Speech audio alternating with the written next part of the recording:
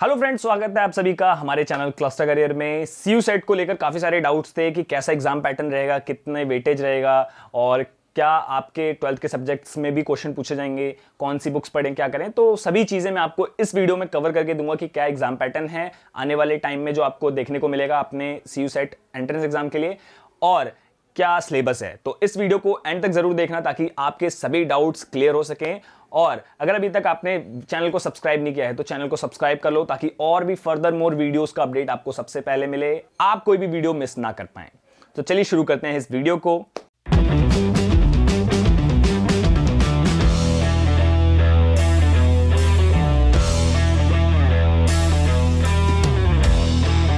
तो चलिए फ्रेंड्स, जान लेते हैं इस वीडियो में कि कौन कौन सी चीज़ें हैं जो आपको पता होनी चाहिए अगर आप 2022 में किसी भी स्टेट जो सेंट्रल यूनिवर्सिटी है इसमें अपीयर होने जा रहे हो। तो क्योंकि यूजीसी की गाइडलाइंस के बेसिस पे अब सेंट्रल यूनिवर्सिटीज़ जितनी भी 45 सेंट्रल यूनिवर्सिटीज़ हैं इनमें आपको सेंट्रल यूनिवर्सिटी एंट्रेंस टेस्ट देखने को मिलेगा।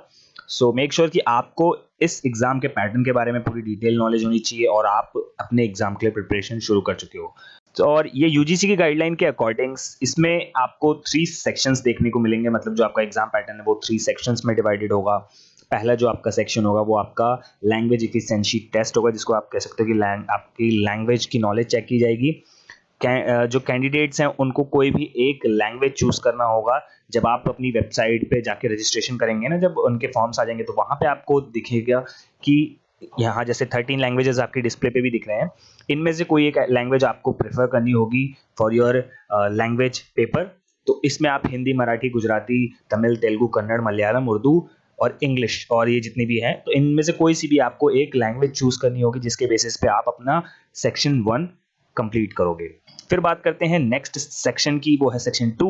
ये एक आपका डोमेन स्पेसिफिक सब्जेक्ट है। जैसे कि आपने बहुत जगह से सुना भी होगा डोमेन स्पेसिफिक सब्जेक्ट क्या होते हैं। अगर मैं बताऊं, आप अपने जो ग्रेजुएशन है वो जिस भी डोमेन में करना चाहते हो, आप अगर आर्ट स्ट्रीम में करना चाहते हो तो फिर आपको कोई आर्ट स्ट्रीम का सब्जेक्ट चूज करना होगा, या फिर आप कोई कॉमर्स स्ट्रीम का करना चाहते हो, साइंस स्ट्रीम का करना चाहते हो, लाइक बीएससी, बीकॉम, बीए, इन टाइप के अगर कोई कोर्स को परस्यू करना चाहते हो तो ये डोमेन स्पेसिफिक सब्जेक्ट्स हैं, सेक्शन 2 में फॉल करता है। और इसमें आपको 27 सब्जेक्ट्स ऑफर किए गए हैं यूजी की तरफ से, तो यूजीसी की तरफ से, जिसमें आपको मतलब आप मैक्सिमम 6 सब्जेक्ट चूज कर सकते हो और मिनिमम 2 कर सकते हो। ठीक है, तो कोई सा भी आपको चूज करना पड़ेगा जब आप फॉर्म फिल करोगे वहां पे, और उसी के बेसिस पे आपको अपने एग्जाम के लिए प्रिपेयर भी करना पड़ेगा साथ के साथ। तो ये है कि mathematics, history, accountancy, economics, computer science etcetera, इस टाइप के बहुत सारे वहाँ पे आपको सब्जेक्ट देखने को मिलेंगे, 27 सब्जेक्ट्स।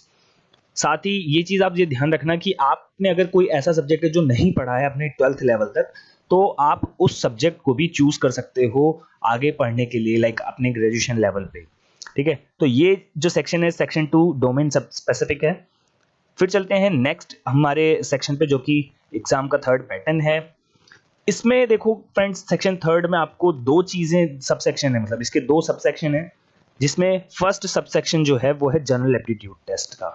इसमें आपको जनरल लाइक रीजनिंग और एप्टीट्यूड, अगर आप कोई एक स्पेसिफिक कोर्स परस्यू करना चाह रहे हो तो उस कोर्स के रिक्वायरमेंट के अकॉर्डिंग आपको वो सेक्शन जनरल एप्टीट्यूड का जो सब्जेक्ट है वो देना पड़ेगा, वो कंपलसरी है। बट ये जो सबसेक्शन 2 है ये कंपलसरी नहीं है। सबसेक्शन 2 सिर्फ उन स्टूडेंट्स के लिए कंपलसरी है जो भी स्टूडेंट किसी लैंग्वेज कोर्स को परस्यू करना चाहते हैं ग्रेजुएशन लेवल पे। लैंग्वेज कोर्स जैसे कि आपने सुना होगा हिंदी ऑनर्स, इंग्लिश ऑनर्स और लाइक चाइनीज, जापानीज, फ्रेंच और संथाली, सिंधी, इस टाइप के जो लैंग्वेज कोर्सेज हैं, अगर आप इनको परस्यू करना चाहते हो तो आपको सेक्शन 2 के अकॉर्डिंग भी एग्जाम देना पड़ेगा। सेक्शन 3 का सबसेक्शन 2, ठीक है। जो आपका सबसेक्शन 1 है वो नॉर्मल जनरल एप्टीट्यूड है, इसमें आपको रीजनिंग वगैरह के क्वेश्चंस देखने को मिलेंगे, तो वो सबके लिए है। बट जो सबसेक्शन 2 है वो सबके लिए नहीं है। दो students who are willing to pursue language courses in their UG level, so they can pursue this, और उनको ये सब्जेक्ट जैसे कि मैंने आपको बताया चाइनीज, फ्रेंच, जापानीज, ये लैंग्वेज के एग्जाम आपको वहां पे देने पड़ेंगे। तो ये 3 सेक्शंस हैं CU80 एग्जाम के बेसिकली और ब्रॉडली।